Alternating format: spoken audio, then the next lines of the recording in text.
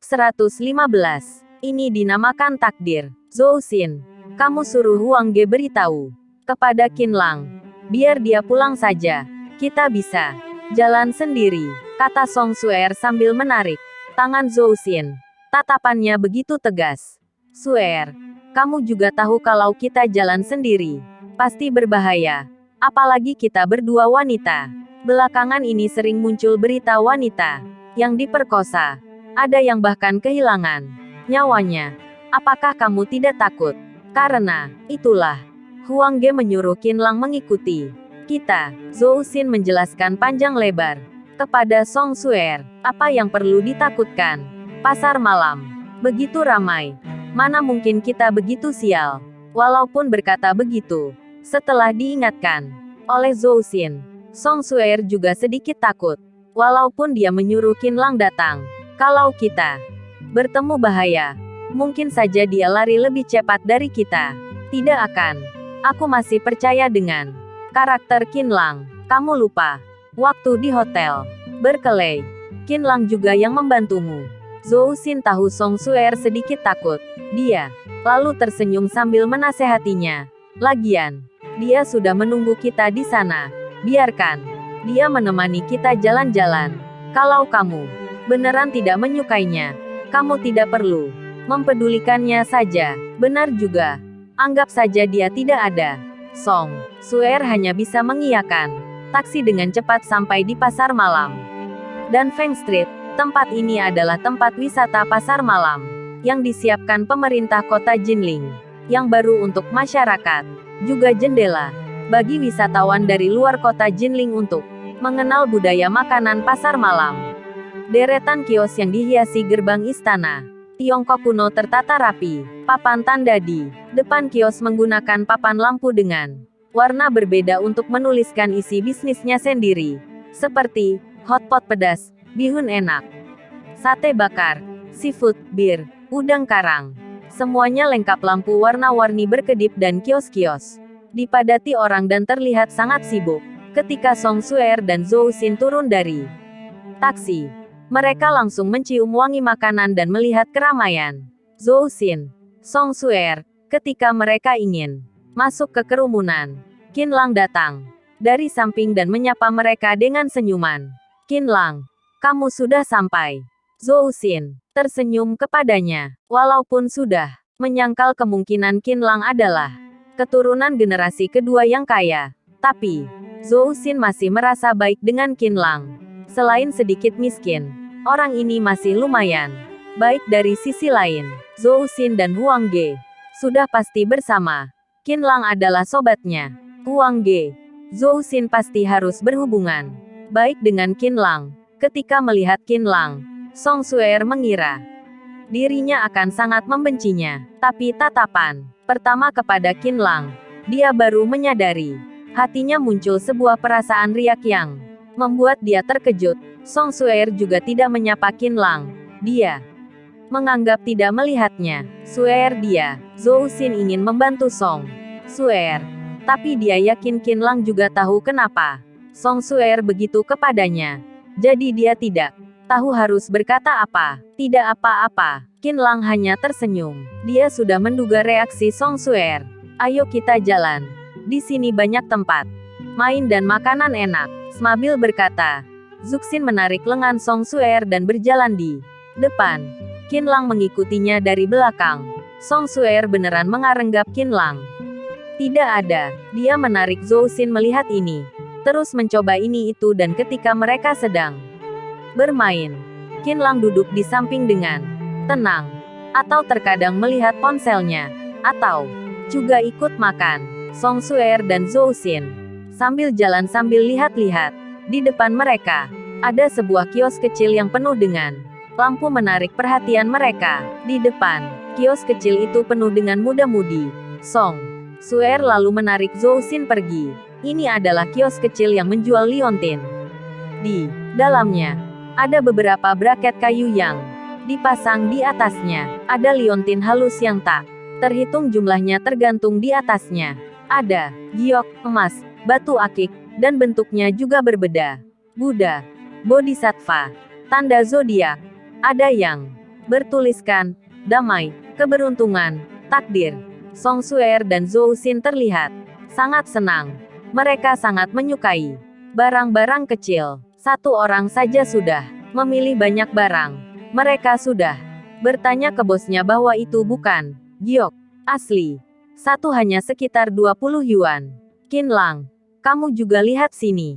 Zhou Xin melihat Qinlang sendiri di samping. Dia lalu memanggilnya. Qinlang lalu mendekat ke kios yang penuh dengan gantungan itu.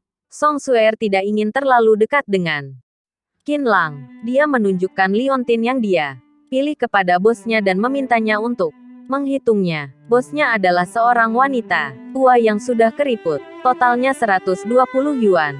Wanita tua itu selesai hitung dan membungkusnya untuk Song Suer. Dia mengambil beberapa tali merah dari samping dan menyerahkannya kepada Song Suer. Nona, jika tali liontin itu kotor, tukar saja dengan ini. Selain itu, benang merah ini memiliki fungsi lain. Oh, Song Suer dan Zhou Xin tercengang. Ini sangat efektif. Berikan aku tanganmu.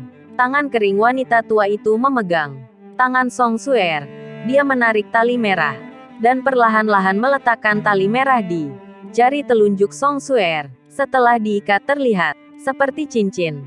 Song Suer memandang Zhou Xin dan keduanya masih tidak mengerti apa artinya. Anak muda, berikan tanganmu. Wanita tua itu melihat ke arah Qinlang. Oh, Qinlang memberikan tangannya kepada wanita tua. Wanita tua itu dengan pelan mengikat satu ujung tali merahnya ke jari telunjuk Qinlang. Nah, seperti ini. Ini dinamakan jodoh yang ditakdirkan. Dengan tali merah ini, walaupun kalian terpisah sangat jauh, dengan menggerakkan jari telunjuk yang terikat tali merah, kalian bisa saling merasakan. Kata wanita tua itu. Ah, ternyata wanita itu menganggap Song Suer dan Qinlang adalah sepasang kekasih. Wajah Song Suer memerah. Qinlang juga tercengang sebentar. Bos, jangan asal ngomong, kata Song Suer. Setelah itu dia melirik ke arah Qinlang dan menyadari Qinlang masih tenang seperti biasa. Hal ini membuat Song Suer semakin malu. Dia merasa dirinya terlalu semangat. Qinlang akan menertawakannya. Song Suer juga tidak ingin bicara lagi. Dia langsung melepaskan tali merah di telunjuknya itu. Tapi karena wanita tua itu mengikatnya dengan kuat, Song Suer perlu waktu untuk melepaskannya. Setelah itu, dia melotot ke Qinlang dan melemparkan tali merah ke arahnya dan berjalan pergi. Suer, tunggu aku. Zhou Xin memanggil Song Suer sambil mengikutinya pergi. Qinlang menggelengkan kepalanya. Dia mengambil tali merah yang dilempar Song Suer ke lantai itu. Kemudian melepaskan ikatan di jarinya. Dia tertarik dengan benda ini. Setelah menemukan Zhong Yu, dia akan mengikat tali merah ini di tangannya. Dengan begitu, tidak peduli Zhong Yu kabur kemana, Qinlang bisa merasakan keberadaannya. Qinlang lalu menyimpan tali merah ke kantongnya dan berjalan pergi. Dari jauh dia melihat Zhou Xin dan Song Suer. Ketika Qinlang ingin berjalan ke sana, tiba-tiba ponselnya berdering. Xiao Hong, manajer Qiu Suyi Ren yang meneleponnya. Xiao Hong kenapa bisa meneleponnya? Hal ini membuat Qinlang merasa aneh. Apakah terjadi sesuatu di toko? Bos, Anda cepat kemari. Baru saja tersambung. Dari seberang telepon terdengar suara panik Xiao Hong. Qinlang langsung mengerutkan keningnya dan bertanya, kenapa mantan Anda mengacau di toko kita? Dia menutup pintu toko kita dan mau mengambil uang dari kita. Dia bilang dia adalah istri bos sini. Jadi semua orang harus mendengarkannya. Kalau tidak, dia akan memecat kami semua. Kata Xiao Hong dengan panik. Qinlang juga bisa mendengar suara teriakan gila Xie Wenjing di telepon itu. Baik. Jangan panik. Aku akan ke sana sekarang. Qinlang langsung memutuskan teleponnya. Sore tadi Xie Wenjing meneleponnya berkali-kali dan dia tidak mengangkatnya. Sekarang dia pasti marah dan menggunakan cara ini agar dia pergi mencarinya. Dia sudah selesai dengan Xie Wenjing. Kenapa Xie Wenjing mau bertemu dengannya sekarang? Qinlang mengerutkan keningnya. Melihat Hou Xin dan Song Suer dari jauh, Qin Elnak berpikir dalam hati. Sekarang Song Suer harusnya masih marah. Kalau dia mendekat, mungkin akan membuatnya semakin kesal. Lebih baik biarkan dia tenang dulu dan di sini. Tidak jauh dari Kyushu Yiren juga. Hanya perlu waktu 1 jam untuk bolak-balik. Di sini juga sangat ramai. Mana mungkin terjadi bahaya. Setelah berpikir begitu, Qinlang langsung berbalik dan bersiap pergi ke Kyushu Yiren. Ayo, Qinlang juga buru-buru. Ketika berbalik, dia langsung menabrak seseorang. Dan orang itu sempat berteriak, "Maaf, maaf." Qinlang langsung meminta maaf. Dia ternyata menabrak orang buta. Karena dia memakai kacamata hitam, tongkatnya tertabrak dan jatuh. Dia juga memakai topi dan kacamata hitam dan memakai baju lengan panjang berwarna hijau militer tidak apa-apa. Orang buta itu menunduk dan terlihat merendah. Qinlang hendak membantunya mengambil satu tongkat itu. Orang buta itu tiba-tiba mengambil sendiri dan langsung berdiri dan berjalan pergi. Aneh. Mengapa pria ini berpura-pura buta? Mungkin ingin meminjam simpati orang lain untuk mendapatkan uang. Qinlang tidak banyak berpikir. Jadi dia bergegas ke Kyushu Yiren. Dengan cepat, Qinlang datang ke Kyushu Yiren. Ketika dia masuk, Xie Wenjing sedang menggila di dalam toko. Dia berteriak dengan keras, "Aku ada istri bos kalian. Kalian siapa yang berani menyentuhku dan tidak mendengarkan perkataanku? Aku akan menyuruh bos untuk memecat kalian. Buka lacinya. Di dalam itu semua adalah uangku. Berikan. Aku mau pakai." Xie Wenjing melihat semua orang melihat ke arah pintu masuk. Dia juga ikut berbalik dengan semangat. Ketika melihat Qinlang, dia tidak berbicara lagi. Wajahnya mulai terlihat berkerut dan kasihan. "Kamu akhirnya mau menemuiku. Kamu akhirnya mau menemuiku," kata Xie Wenjing dengan kasihan. Semalam, ketika dia diusir oleh Peng Nan, dia tidak pergi, malah bersembunyi di samping pohon. Padahal dia sudah menikah ke dalam keluarga kaya, tapi karena dia pernah punya hubungan dengan Qinlang, membuat nyonya besar keluarga Peng tidak bisa menerimanya, dan akhirnya Peng Nan mengusirnya keluar dan membuat mimpi kaya dia hancur seketika. Semua ini karena Qinlang. Dia bersembunyi di samping pohon karena ingin melihat dengan mata sendiri pemandangan Qinlang diusir keluar oleh keluarga Peng. Tapi semua yang terjadi di luar dugaan dia. Qinlang tidak diusir oleh keluarga Peng. Malah, manajer dari pusat pameran mobil Jinling dan presiden perusahaan Ferrari secara pribadi menggunakan pengawal bersenjata untuk mengantarkan Ferrari ke Qinlang. Dan Ferrarinya adalah jenis yang termahal. Waktu itu Xie Wenjing menutup mulutnya agar tidak bersuara. Dan ketika Qinlang menabrak mobil Ferrari Fang Lun, Xie Wenjing sudah tahu bahwa Qinlang bukan orang miskin yang dulu lagi. Tidak peduli dari mana uangnya berasal. Ada satu fakta, itu adalah bahwa Qinlang sangat kaya. Bahkan di keluarga Peng di depan, dia pun tidak ada artinya. Xie Wenjing berjalan 10 km dari Danau Zixia dan pulang ke rumahnya. Semalam dia terus memikirkan Qinlang yang memakai mobil Ferrari itu. Hari ini dia sadar. Dia sadar bahwa putus dengan Qinlang adalah pilihan paling bodoh. Dia pernah menjadi pacar yang paling dipedulikan oleh Qinlang. Tidak peduli apapun, dia harus mendapatkan Qinlang kembali. Saat ini, dia sudah lupa semua hal yang dia lakukan kepada Qinlang. Dia masih berimajinasi.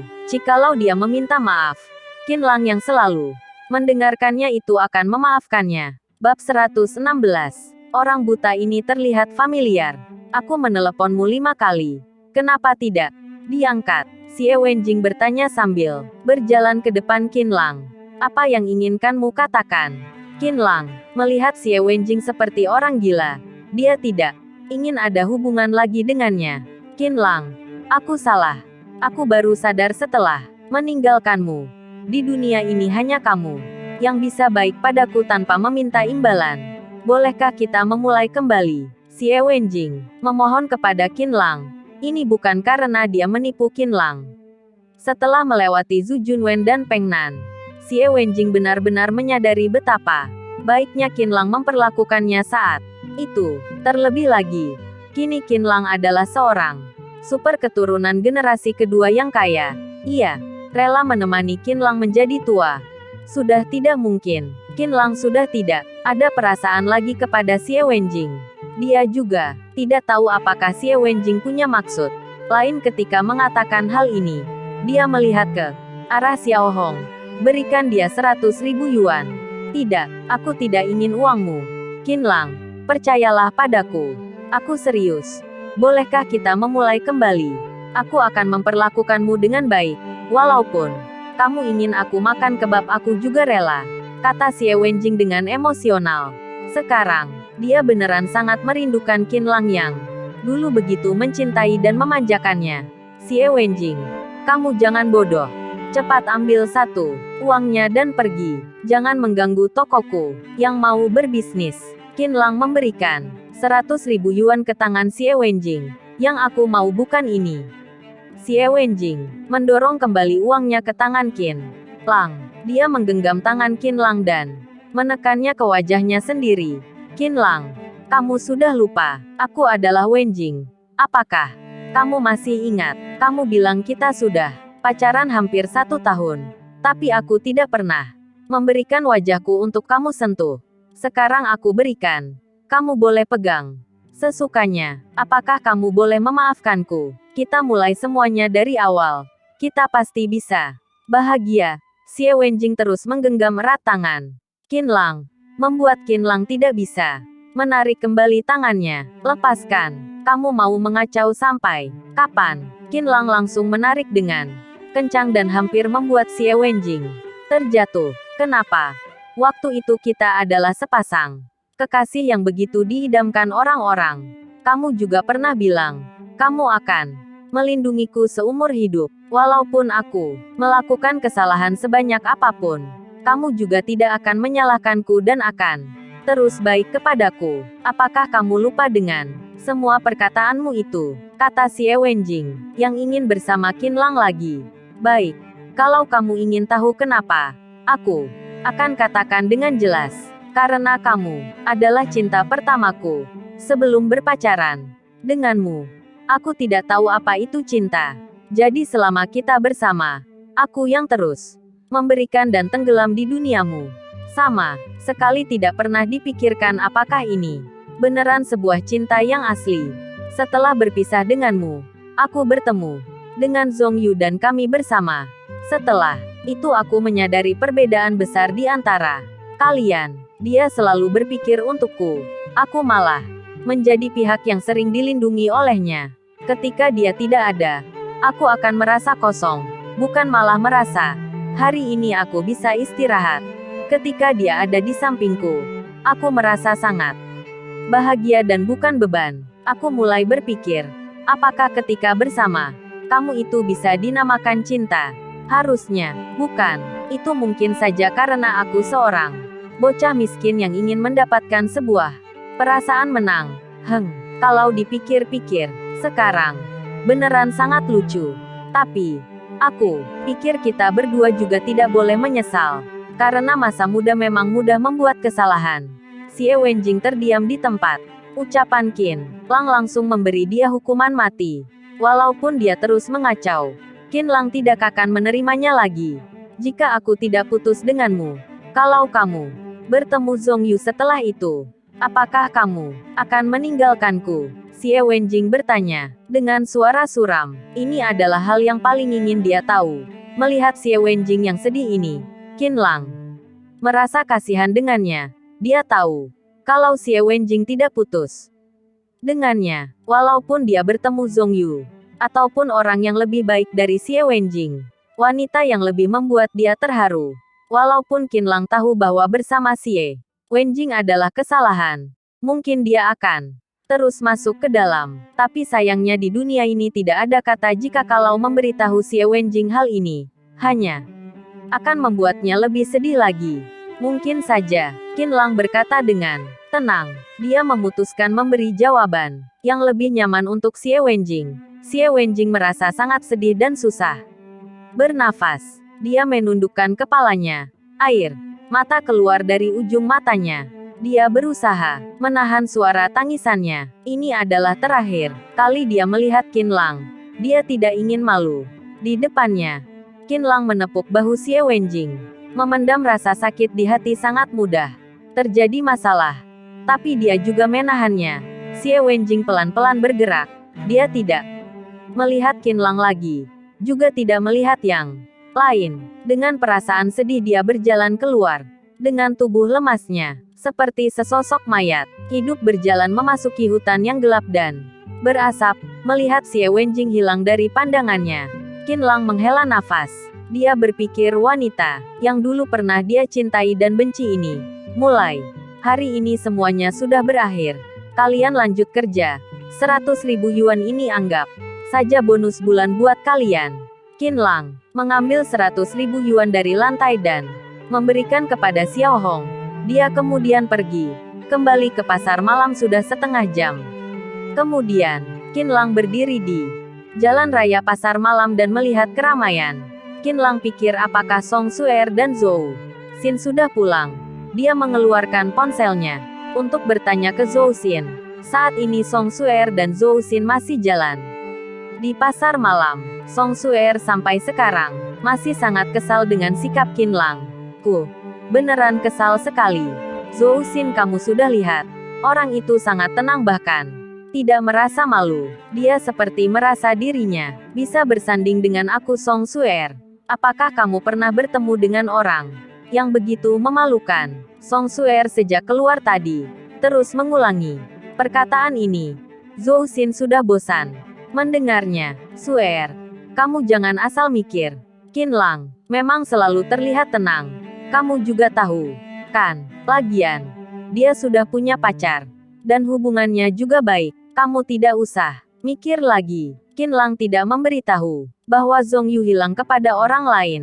Karena walaupun mereka tahu juga tidak bisa membantunya. Punya pacar masih tidak tahu mau. Beneran. Membuat orang jijik. Sekarang di benak Song Suer, apapun yang Qinlang lakukan, dia tetap sampah. Dan juga, bukannya kamu bilang, Huang Ge menyuruh dia melindungi kita. Kamu lihat dia kemana sekarang? Pulang kasih tahu Huang Ge. Orang ini tidak punya tanggung jawab sama sekali. Lebih baik putus hubungan dengannya. Mungkin karena kita jalan terlalu cepat. Dia tidak bisa menemukan kita. Di hal ini, Zhou Xin juga merasa Qinlang yang salah. Song Suer sudah marah seperti ini. Dia juga tidak datang menghiburnya dan malah kabur. Bukannya malah membuat Song Suer semakin membencinya. Ayo, mereka sambil berjalan sambil berbicara dan tidak melihat jalan. Song Suer menabrak seseorang. Setelah melihatnya orangnya terjatuh ke lantai. Kamu mau malak ya? Ditabrak pelan saja. Langsung jatuh. Teriak Song Suer dengan kesal. Dia seorang wanita. Hanya tabrakan ringan saja langsung jatuh. Suer, kamu tidak melihat dia? Ayah, cepat, kita bantu. Mendengar ucapan Zhou Xin, Song Suer baru sadar orang yang ditabrak buta. Sekarang, dia juga tidak marah dan langsung membantunya berdiri bersama Zhou Xin. Lalu, mengambilkan tongkat dari lantai untuknya. Maaf, maaf. Song Suer dan Zhou Xin terus satu es. Meminta maaf kepada orang buta itu. Tidak apa-apa, kata orang buta itu sambil meletakkan topinya di atas tangannya. Tenggorokan Anda sakit. Suara orang buta itu sangat istimewa.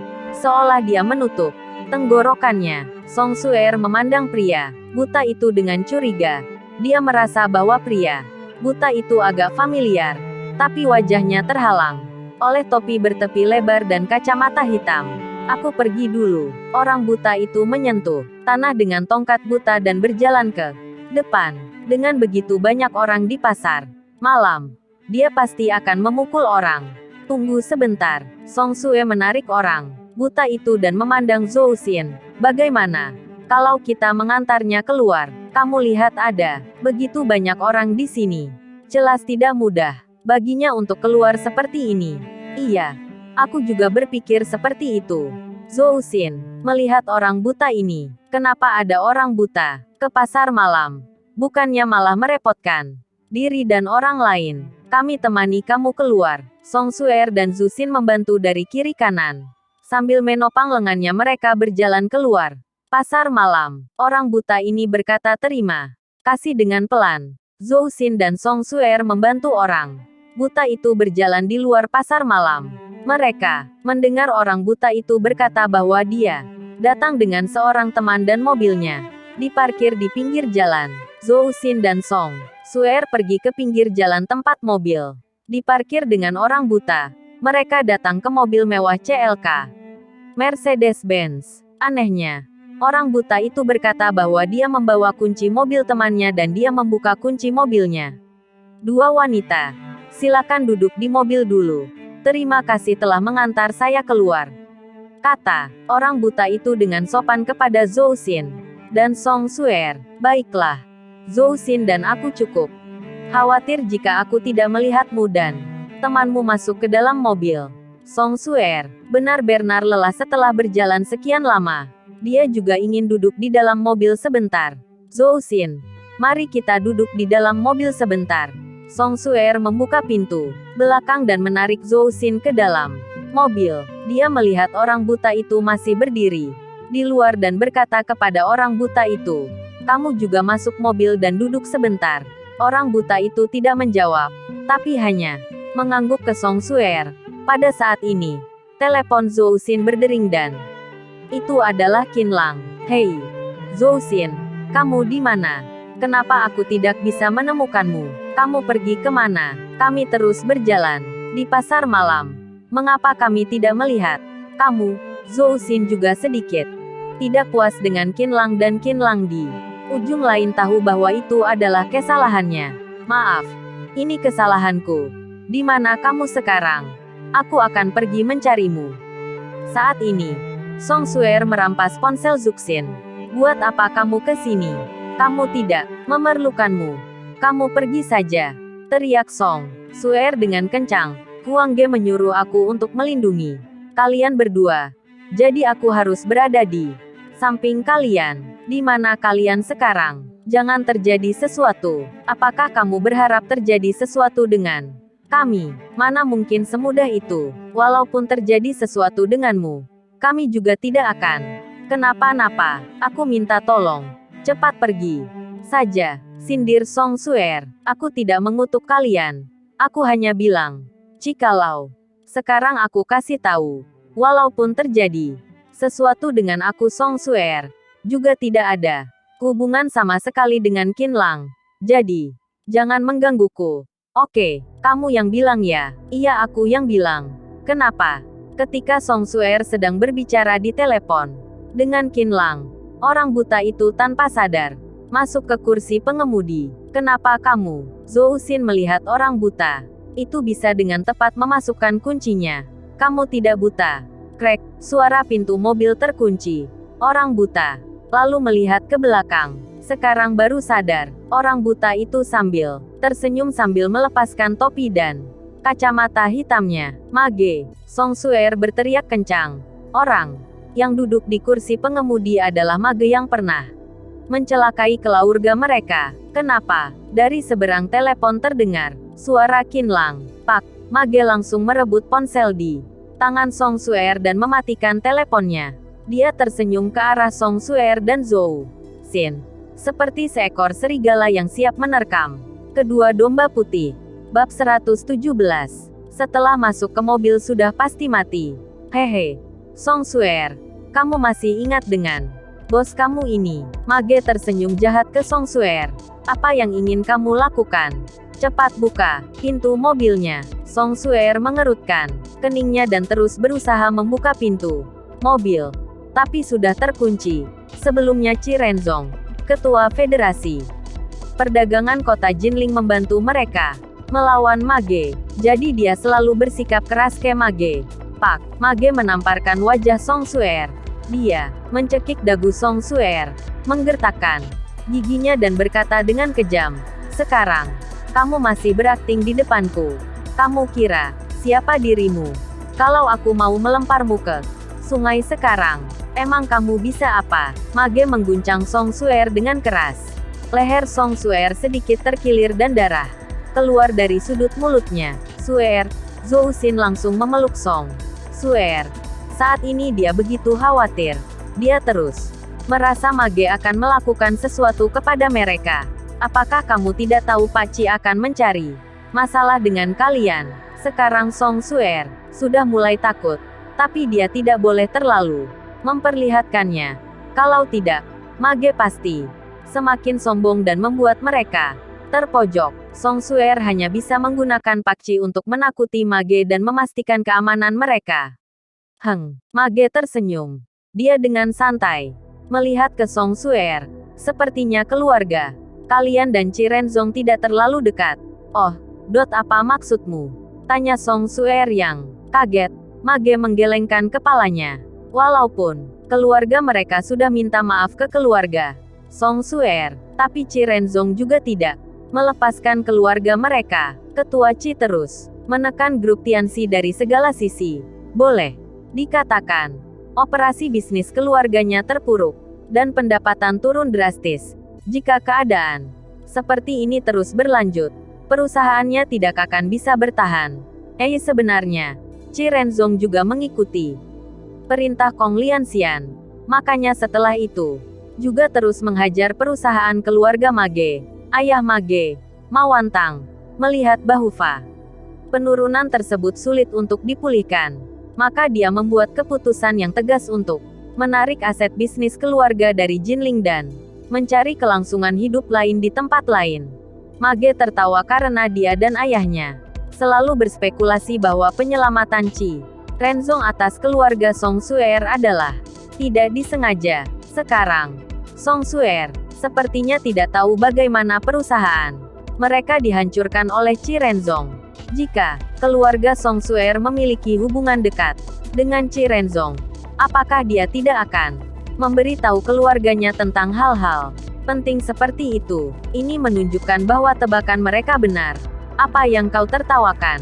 Song Suer sangat bingung ketika dia menyebut Qi Renzong. Kenapa seolah diperlakukan sebagai lelucon oleh Mage? Tidak perlu omong kosong. Kalau Qi Renzong datang pun, apa yang perlu ditakutkan? Mage masih takut pada Qi Renzong, tapi ayahnya telah memutuskan untuk meninggalkan kota Jinling. Dia Qi Renzong adalah ketua Federasi Perdagangan kota Jinling. Emang kenapa? Bisakah dia menjangkau keluar sana? Kembalikan ponselku. Aku akan menelepon ayahku sekarang dan memintanya untuk menemukan ketua Qi untuk menyegel keluargamu. Song Suer masih tidak memahami situasinya. Mage menamparkan wajah Song Suer tanpa ampun. Song Suer terlempar ke kursi. Zhou Xin dengan cepat membantunya. Wanita jalang. Kalau bicara lagi, aku akan membunuhmu sekarang. Mage berteriak pada Song Suer. Song Suer tidak berani berbicara lagi. Zhou Xin juga merasakan perasaan bahaya yang luar biasa. Hatinya terasa sangat tegang. Seperti merasa bahwa dia berada di dalam mobil yang ditakdirkan mati. Melihat Song Suer akhirnya diam. Mage tersenyum penuh kemenangan. Matanya berkedip beberapa kali pada tubuh Song Suer dan Zhou Xin, memancarkan cahaya jahat. Dia berbalik dan menyalakan mobil. Halo, Song Suer. Qin Lang berteriak keras ke ponselnya. Tapi suara yang keluar dari ponselnya sudah suara sibuk. Mage, Qin Lang tidak bisa menahan cemberut. Song Suer dan Zhou Xin jatuh ke tangan Mage. Konsekuensinya tidak terbayangkan. Dia segera datang ke ruang monitoring yang bertanggung jawab atas area pasar malam dan mengecek layar monitor. Orang yang bertugas mendengar bahwa temannya hilang dan langsung memperlihatkan kepada Qin Lang ke layar monitor pada saat kejadian. Qin Lang melihat gambaran lengkapnya dan ketika dia melihat bahwa orang buta yang dibantu oleh Song Suer dan Zhou Xin adalah orang yang dia tabrak sebelumnya, Qin Lang terkejut. Ini jelas direncanakan oleh Mage sebelumnya. Dari sudut pandang ini, tujuannya untuk melakukan ini tidak sederhana. Jika dia tidak menyelamatkan mereka dalam waktu tercepat, hasilnya mungkin sangat buruk. Menyadari keseriusan dan urgensi masalah tersebut, Qin Lang keluar dari ruang pemantauan dan segera menelepon Kong Lianxian. Kong Lianxian adalah cara paling efektif dan tercepat untuk menanganinya. Tuan muda, Anda tidak perlu terlalu cemas. Saya akan menelepon Ma Wantang sekarang. Dia pasti tidak akan menyentuh teman Anda. Kong Lianxian mendengar kata-kata Qin Lang yang sangat mendesak.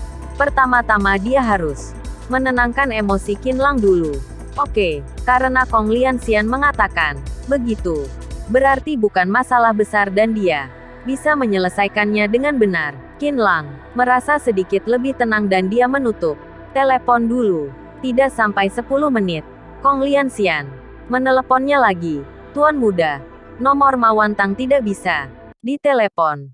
Aku juga mendengar bahwa dia akan memindahkan semua aset keluar kota. Waktu itu aku menggunakan Chirenzong, Ketua Federasi Perdagangan Kota Jinling untuk memperingatkannya. Sepertinya gerak-gerik dia belakangan ini tidak wajar. Sangat mungkin dia akan membalas dendam kepada Song Suer sebelum pergi dari kota Jinling. Kalau begitu, masalahnya mungkin sedikit repot. Ucapan Kong Lianxian sedikit berat. Kamu berada di Jinling sekarang. Aku ke tempat kamu. Mendengar Kong Lianxian tidak yakin, Qin Lang mulai panik lagi. Dia harus datang sendiri ke tempat Kong Lianxian. Malam ini menemani Zhou Xin mereka jalan-jalan. Karena diminta tolong oleh Huang Ge. Kalau terjadi sesuatu dengan mereka, Qin Lang tidak punya muka untuk bertemu dengan Huang Ge. Iya, saya akan menyuruh orang untuk menjemput Anda. Saya akan secepatnya menemukan lokasi teman Anda. 20 menit kemudian, sebuah mobil Maserati Levante berwarna hitam berhenti di depan Qin Lang. Qin Lang masuk dan pergi ke tempat Kong Lianxian. Pada saat yang sama, Ma Ge mengemudikan mobilnya ke sebuah hotel kecil di pinggiran kota Jinling dan menghentikan mobil. Ma Ge keluar dari mobil, membuka pintu mobil. Pertama-tama menarik keluar Song Suer, mengikat pergelangan tangannya dengan tali, dan menarik Zhou Xin keluar lagi, mengikat pergelangan tangannya juga dan membanting pintu mobil, sambil menarik rambut mereka, dan mendorong mereka ke arah hotel. Pemilik hotel adalah kenalan keluarga mereka dan telah dikasih tahu. Meskipun orang lain melihatnya, siapa yang berani ikut campur masuk? Ma Ge mendorong keduanya ke sebuah ruangan. Song Suer dan Zhou Xin jatuh ke lantai ruangan dan Ma Ge menutup pintu. Zhou Xin dan Song Suer akhirnya berdiri. Mereka melihat masih ada seorang lelaki tua di ruangan itu, yang mirip dengan Ma Ge 30 tahun kemudian. Ayah, kita untung hari ini. Awalnya aku pergi untuk menangkap Song Suer, tapi aku tidak menyangka akan mendapatkannya sebuah hadiah. Kelihatannya tidak lebih buruk dari Song Suer. Ma Ge berjalan ke arah ayahnya, Ma Wantang, dan terkekeh melihat Zhou Xin dan Song Suer. Betul. Kebetulan kita satu persatu. Aku capek main. Lalu ganti kamu yang main. Begini baru enak. Ma Wantang mencubit dagunya. Penampakan bapak dan anak yang tersenyum genit itu benar-benar terukir dari satu wadah yang sama. Saat ini, Ma Wantang tidak terlihat seperti pengusaha kaya. Melihat ayah dan putranya, Song Suer dan Zhou Xin ketakutan setengah mati. Mereka bersembunyi di sudut ruangan dengan ngeri, seperti dua tikus yang ditangkap oleh ular berbisa. Tolong! Seseorang! Tolong kami! Zhou Xin berteriak dengan keras. Song Suer juga ikut berteriak. Wanita jalang, coba teriak lagi. Ma Ge yang terburu-buru langsung berjalan ke depan mereka. Dia menamparkan Song Suer dan Zhou Xin. Sekarang mereka berdua tidak berani berteriak lagi. Anakku, kenapa kamu memukul mereka? Biarkan mereka berteriak saja, kata Ma Wantang dengan senyum genitnya. Dia duduk dengan santai di ranjang sambil mengisap rokoknya, sambil melihat Song Suer dan Zhou Xin yang menatap dirinya dengan penuh kebencian. Apakah dengan berteriak akan ada orang yang datang menolong kalian? Kalau begitu, kenapa aku tidak membuka hotel di pusat kota saja? Kenapa harus ke sini? Aku kasih tahu kalian, walaupun aku membuka pintu dan membiarkan orang lain melihat kalian berteriak, mereka juga tidak berani ikut campur. Kamu percaya kata Ma Wantang dengan santai. Zhou Xin dan Song Suer langsung merasa suram. Saat ini mereka punya perasaan putus asa. Song Suer langsung hampir terjatuh ke lantai karena lemas kakinya. Ma Wantang tersenyum pelan. Dia melirik ke Mage. Kamu jangan diam saja. Pergi mandi saja. Biar kita bisa mulai. Mage mengiyakan. Kemudian tersenyum jahat ke arah Song Suer dan berlari ke kamar mandi. Terdengar suara air. Kalian mau apa? Tanya Zhou Xin dengan suara bergetar. Ma Wantang tersenyum mengerikan. Dia bertanya balik. Pria dan wanita berada dalam satu kamar. Menurut kamu bisa apa? Main mahjong. Pikiran Zhou Xin menjadi kosong dan seluruh tubuhnya terasa lemas. Detak jantung Song Suer berdetak kencang. Boom, boom, boom. Seperti hitungan mundur menuju kematian. Suara air mengalir tiba-tiba berhenti. Baik Zhou Xin dan Song Suer langsung terkejut. Mage membungkus handuk di bagian bawah tubuhnya. Menyeka rambutnya yang basah dengan handuk dan berjalan keluar. Otot-ototnya yang kuat masih basah dengan butiran air. Ma Wantang juga mulai melepas pakaiannya. Tidak. Aku mohon jangan. Song Suer tahu bahwa dalam 10 menit, dia mungkin akan kehilangan keperawanannya. Dia berlutut di lantai dan bersujud kepada Mage. Tolong, biarkan aku pergi. Dulu aku salah. Aku tidak berani lagi. Biarkan aku pergi. Biarkan kamu pergi. Apa yang telah dilakukan sebelumnya, kami dapat memberikan kompensasi kepada kalian dengan cara lain. Ini melanggar hukum. Meskipun mengetahui bahwa itu tidak berhasil, Zhou Xin juga memohon kepada Mage dan putranya. Hehe, sekarang baru tahu menyesal. Kamu masih ingat bagaimana kamu menghinaku di bar Yuruo sebelumnya? Waktu itu aku bersumpah dalam hari suatu hari aku pasti mengembalikannya 2 kali lipat kepadamu. Sambil berkata, Mage melepaskan handuknya dan berjalan ke arah Song Suer. Jangan kemari. Jangan kemari. Song Suer mundur ke belakang. Tapi di belakang dia adalah tembok yang tebal. Tangan Mage memegang dagu Song Suer dan mendorongnya ke dinding. Seperti seekor ular berbisa. Mengendus aromanya dan bergerak semakin dekat ke wajah Song Suer. Dengan senyuman di sudut mulutnya, Song Suer menutup matanya karena ketakutan. Sekarang dia sudah menjadi domba yang siap dipotong. Ketika Ma Wantang berjalan ke arah Zhou Xin, tiba-tiba telepon di kamar berdering. Kring, kring, kring. Ma Wantang melihat ke arah telepon. Dengan bingung, dia sudah memberitahu bos hotel ini bahwa malam ini dia mau melakukan urusan. Pihak hotel pasti tidak akan meneleponnya. Kalaupun ada urusan juga pasti langsung mengetuk pintunya. Telepon ini bukan dari pihak hotel. Lalu dari siapa? Telepon ini bisa langsung masuk ke dalam jaringan internal hotel. Ma Wantang akhirnya berjalan ke arah telepon. Kemudian mengangkat teleponnya dengan pelan dan tidak berbicara. Pihak lawan bicaranya dengan nada pelan berkata, "Aku adalah Kong Lianxian. Tidak peduli apa yang kamu lakukan kepada Nona Zhou Xin, segera berhenti." Bab 118. Tuan Kong tidak bilang melepaskanmu. Kong Lianxian. Mendengar nama Kong Lianxian, Ma Wantang juga gemetar. Dia tentu pernah mendengar nama besar ini. Dia adalah orang hebat di beberapa provinsi Huadong. Tidak ada yang tahu apa yang dia kerjakan. Tapi tidak peduli orang kaya, pejabat tinggi di Huadong, semuanya selalu bersikap sopan kepada Kong Lianxian dan tidak berani menggandela panggunya. Ma Wantang dari dulu ingin bertemu dengan Kong Lianxian. Tapi walaupun dia mengeluarkan semua caranya, pada akhirnya, kemampuan dia juga terbatas dan tidak bisa tercapai. Tapi tidak disangka pertama kali berhubungan dengan Kong Lianxian.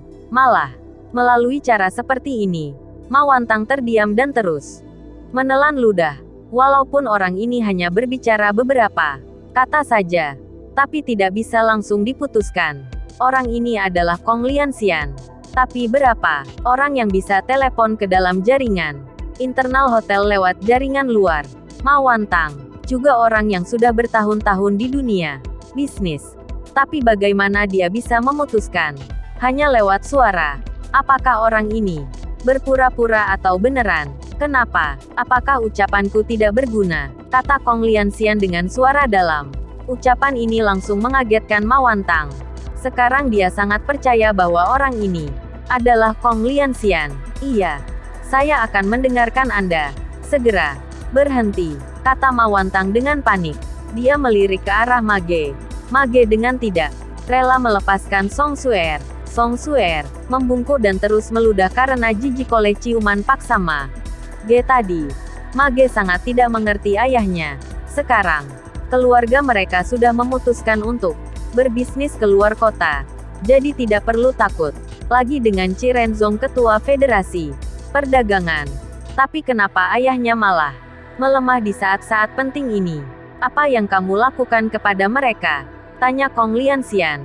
Di sampingnya duduk Qin Lang yang juga terus memerhatikan jawaban Ma Wantang selanjutnya. Ma Wantang sangat ketakutan. Dia melihat Ki arah Song Suer yang terus meludah. Tangan yang memegang telepon mulai bergetar. Anakku. Mencium Song Suer beberapa kali dan wanita satunya lagi. Kami tidak menyentuhnya. Ma Wantang berkata dengan ketakutan. Dia tidak berani berbohong kepada Kong Lianxian. Mendengar ucapan Ma Wantang, Kong Lianxian melihat ke arah Qin Lang. Ekspresi Qin Lang berkilat dengan sedikit kesedihan dan segera mengedipkan mata pada Kong Lianxian, memintanya untuk melakukan apa yang dia perintahkan sebelumnya. Baik, selama Nona Zhou Xin tidak apa-apa, aku tidak peduli yang lain. Terserah apa yang akan kalian lakukan. Sekarang orang yang aku utus sudah mau sampai hotel. Kamu suruh Nona Zhou Xin berjalan keluar. Kalau terjadi sesuatu dengannya, aku akan mencari kamu, kata Kong Lianxian dengan tenang. Song Suer sebelumnya sudah bilang, walaupun terjadi sesuatu dengannya, juga tidak ada hubungan sama sekali dengan Qin Lang. Tentu, Qin Lang tidak peduli padanya juga ada alasannya. Dia menebak Mage bisa menjebak Song Suer kali ini, juga karena sebelumnya Song Suer menamparnya di depan umum. Song Suer terlalu sombong. Qin Lang mau menggunakan kesempatan ini untuk memberinya pelajaran. Iya, aku akan melepaskannya, kata Ma Wantang dengan terburu-buru. Selesai berkata, teleponnya langsung terputus. Kening Ma Wantang terus berkucuran keringat dingin. Ayah, siapa yang menelepon? Kenapa kamu setuju melepaskan orangnya? Tanya Mage dengan kesal. Dia tidak bisa membayangkan siapa yang bisa membuat ayahnya ketakutan seperti ini. Orang yang tidak bisa kita sentuh. Dengarkan aku. Cepat lepaskan orangnya. Ma Wantang melotot ke arah Mage. Dia mungkin tidak takut ketua Chi Renzong. Tapi Chi Renzong dan Kong Lianxian bukan orang yang selevel. Chi Renzong paling hanya bisa membuat Ma Wantang tidak bisa berbisnis lagi di Jinling. Tapi, dengan kemampuan Kong Lianxian, membuat dia tidak bisa tinggal di beberapa provinsi di Huadong juga mungkin saja. Ma Wantang tidak menyangka, kalau dia berani menyangkal ucapan Kong Lianxian. Bukan hanya tidak bisa berbisnis, dia mungkin saja tidak bisa melihat matahari esok hari. Orang yang tidak bisa kita sentuh. Ayah. Siapa dia? Mage tidak bisa memikirkan siapa yang bisa membuat ayahnya ketakutan ini. Kong Lianxian dari Shanghai. Kamu mungkin tidak tahu dia, tapi orang terkaya di provinsi. Kalau bertemu dia juga harus sopan dan hormat. Chi Renzong hanyalah kentut di depan dia. Ma Wantang sekarang sangat kesal. Kenapa dirinya bisa menyinggung orang seperti Kong Lianxian? Saat ini, kalau Mage juga tidak percaya, juga tidak pernah mendengar nama Kong Lianxian ini, dia juga harus percaya bahwa Kong Lianxian adalah orang yang tidak bisa mereka sentuh. Dia menatap Song Suer dengan penuh kebencian. Kali ini dia merasa bisa membuat Song Suer malu selamanya. Tetapi masih ada orang yang menyelamatkannya. Apa yang kamu lihat? Song Suer menegakkan badannya dan melotot ke Mage. Mengingat ciuman paksa dari Mage tadi, Song Suer langsung marah. Dia menamparkan Mage. Dasar tidak berguna. Masih berani mencium aku. Akan aku hancurkan keluarga kalian. Kamu, wajah Mage kesakitan karena ditampar. Tapi dia tidak berani marah dengan Song Suer. Kalau membuat Kong Lianxian marah dari reaksi ayahnya, sepertinya keluarga mereka tidak bisa menanggung akibatnya. Kamu apa kamu? Ayah dan anak yang tidak tahu malu. Seharusnya mengirimmu ke penjara. Song Suer memandangi pipi Mage. Dadanya penuh amarah dan wajahnya berkerut. Tanpa aba-aba dia langsung menendang selangkangan Mage tanpa menyimpan tenaga. Oh! Mage berteriak kesakitan sambil memegang selangkangannya. Mampus. Siapa suruh kamu menjebak aku? Song Suer senang melihat Mage berguling di lantai. Suer, kita lebih baik pergi dari sini. Zhou Xin merasa terlalu berbahaya kalau Song Suer terus begini. Kalau sampai Mage dan ayahnya terpojok dan beneran melawan mereka, bagaimana? Zhou Xin sekarang hanya ingin pergi dari tempat ini. Zhou Xin, jangan takut. Kamu tidak melihat Ma Wantang yang ketakutan itu. Walaupun kasih mereka dua nyali baru, mereka juga tidak berani apa-apa kepada kita lagi. Song Suer melihat semua gerak-gerik Ma Wantang ketika menerima telepon tadi. Seperti tikus yang melihat kucing. Kali ini yang menolong mereka lebih hebat levelnya dari Qi Renzong. Song Suer sama sekali tidak takut lagi, dan juga kura-kura tua ini, kata Song Suer, sambil berjalan ke arah Ma Wantang. Dia bersiap menendang ke arah selangkangannya juga. Tapi kali ini, Ma Wantang menahan kaki. Song Suer, kamu, lepaskan kura-kura tua, teriak Song Suer dengan marah. Lepaskan, mimpi saja kamu. Ma Wantang tersenyum dingin, tapi Kong Lianxian sudah bilang di telepon. Dia hanya peduli dengan keamanan Zhou Xin dan dia juga tidak peduli dengan yang lain. Yang berarti kalau mereka melakukan apapun kepada Song Suer, Kong Lianxian juga tidak akan marah kepada mereka. Lepaskan. Apakah kamu tidak takut Tuan? Kong akan mencari masalah denganmu. Kalau terjadi sesuatu denganku, dia orang pertama yang akan mencarimu. Song Suer berkata, dengan terburu-buru karena kakinya ditangkap oleh Ma Wantang. Hehe, Tuan Kong hanya menyuruh kami melepaskan Nona Zhou Xin. Emang kamu siapa? Tuan Kong tidak peduli dengan hidup matimu, kata Ma Wantang sambil tersenyum jahat. Setelah mendengar ucapannya, wajah Song Suer langsung terlihat ketakutan. Beneran ayah? Mage langsung berdiri dari lantai dan melihat ke arah Ma Wantang. Dia berjalan ke samping Song Suer dan menggenggam tangannya sambil tersenyum dingin berkata, wanita jalan, kamu sombong sekali tadi, coba sombong lagi sekarang.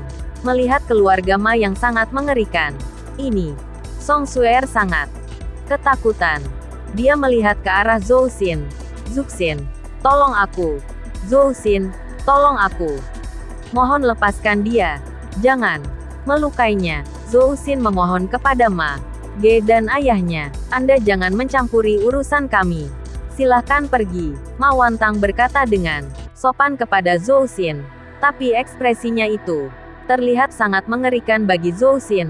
Zhou Xin takut kalau dia terus berada di sana, Ma Wantang akan berubah pikiran dan mengulurkan tangan ke dia. Dia juga ingin menolong Song Suer dari sini. Tapi dia tidak punya kemampuan. Dengan penuh ketakutan, dia berlari keluar kamar dan bersiap mencari polisi untuk menolong Song Suer. Zhou Xin berlari dengan cepat keluar dari hotel. Dan kebetulan, mobil Maserati Levante yang menjemput Qin Lang berhenti di depannya.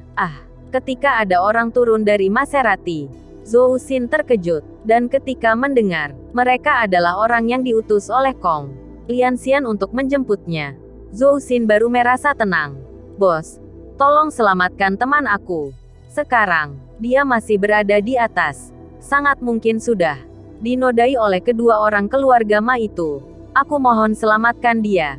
Zhou Xin memohon kepada seseorang yang bertubuh tinggi dan muda sambil menarik tangannya. Kami hanya mendapatkan perintah untuk memastikan keamanan Anda saja. Orang itu terlihat kesulitan. Aku berlutut kepada kalian. Tolong bantuin dia. Zhou Xin langsung berlutut di lantai. Air Matanya mulai keluar. Mohon berdiri. Kami tidak bisa menerimanya. Pemuda itu langsung menopang Zhou Xin. Tapi Zhou Xin sampai mati pun tidak mau berdiri. Karena terpaksa, mereka akhirnya setuju dengan permohonan Zhou Xin. Baik, kami akan menyelamatkannya. Terima kasih. Terima kasih. Ketika Zhou Xin berterima kasih, dua orang pemuda bertubuh kekar sudah berlari ke dalam hotel. Song Suer sudah ditimpa Ma Wantang dan anaknya diranjang. Ma Wantang menekan kedua lengannya. Mage dengan tatapan genitnya melihat ke arah baju Song Suer. Dengan satu tarikan, bahu Song Suer terlihat. Song Suer putus asa. Dia terus melawan sekuat tenaga. Tapi dia mana mungkin menjadi lawan kedua pria dewasa ini. Dia menutup mata dan mengeluarkan air mata. Saat ini, dua orang pemuda bertubuh kekar mendobrak pintu dan langsung menendang Ma Wantang dan anaknya ke lantai, dan menarik Song Suer dari atas ranjang. Song Suer seperti hidup kembali. Saat ini, dia mana berani memarahi kedua orang keluarga. Ma ini lagi, dia dibawa keluar oleh dua orang pemuda bertubuh kekar itu. Suer, kamu tidak apa-apa. Melihat Song Suer keluar, Zhou Xin langsung pergi menghiburnya. Mereka berdua saling berpelukan. 20 menit kemudian, Song Suer baru merasa lebih tenang. Silahkan masuk ke dalam, Nona. Kami akan mengantar kalian pulang. Seorang pemuda bertubuh kekar mempersilahkan. Oh, membuat kalian tunggu lama. Sambil berkata, Zhou Xin dan Song Suer masuk ke dalam mobil. Saat ini, perhatian mereka pelan-pelan teralihkan ke mobil Maserati bernilai 2 juta yuan ini. Ini pertama kali mereka naik mobil semewah ini. Kakak, mengapa Tuan Kong menyelamatkan saya? Zhou Xin bertanya ke pemuda bertubuh kekar yang duduk di depannya. Dia merasa aneh. Dirinya tidak pernah bertemu dengan Kong Lianxian. Kenapa orangnya bisa menyelamatkannya? Oh, Tuan Kong datang karena Tuan Muda, kata pemuda bertubuh kekar itu dengan jujur. Saat ini, orang yang duduk di samping pengemudi langsung batuk dan melihat ke samping sambil berkata, kamu tahu banyak juga, Tuan Muda. Zhou Xin dan Song Suer penasaran. Mereka melanjutkan bertanya lagi. Siapa Tuan Muda kalian? Apakah dia mengenal kami? Apa namanya? Anda jangan bertanya lagi. Misi kami adalah memastikan Anda berdua pulang dengan selamat. Selain itu kami tidak tahu apa-apa lagi. Mohon maaf. Pemuda itu menutup rapat mulutnya dan tidak berani mengeluarkan informasi apapun lagi. Zhou Xin dan Song Suer saling bertatapan. Mereka merasa sangat aneh. Ini, tangan Zhou Xin tanpa sadar menyapu tempat duduknya dan seperti menyentuh sesuatu. Setelah mengambilnya, dia menyadari itu adalah tali merah bekas digulung. Dia bertanya ke Song Suer dengan penasaran. Suer, ini bukannya tali merah yang diberikan wanita tua itu kepada kamu dan Qin Lang?